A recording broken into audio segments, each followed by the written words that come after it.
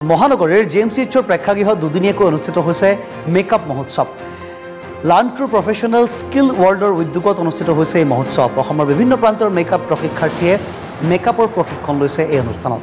কেইবাগৰাকী অভিজ্ঞ মেকআপ আৰ্টিষ্টে দিছে প্ৰশিক্ষণ। অনাগত দিনত অসমৰ বিভিন্ন প্ৰান্তত অনুষ্ঠিত কৰিব মেকআপ মহোৎসৱ আৰু মেকআপ মহোৎসৱৰ যোগেদি মেকআপ আৰ্টিষ্টসকলক আগবঢ়াই নিয়াৰ লক্ষ্য বান্ধি লোৱা হৈছে এই অনুষ্ঠানৰ জৰিয়তে।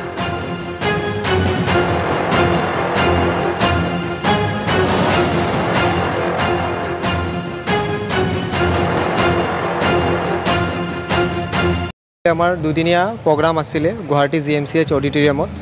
আজি এই আমাৰ যিটো অৰ্গেনাইজেশ্যন আমি কাম কৰি আছোঁ, এই অৰ্গেনাইজেশ্যন নাম হৈছে learn through professional skill world.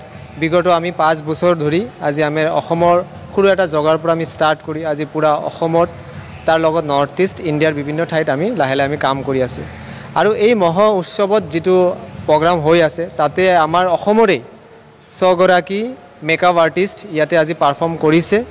এই পাৰফৰ্মত আমাৰ অসম প্লাছ নৰ্থ ইষ্টৰ বিভিন্ন যেনে ত্ৰিপুৰা মানে আগৰতলা, নাগালেণ্ড, মেঘালয় আৰু অসমৰ লোৱাৰ আসাম বিভিন্ন ডিষ্ট্ৰিক্টৰ পৰা আজি আহি ইয়াতে উপস্থিত হৈছে।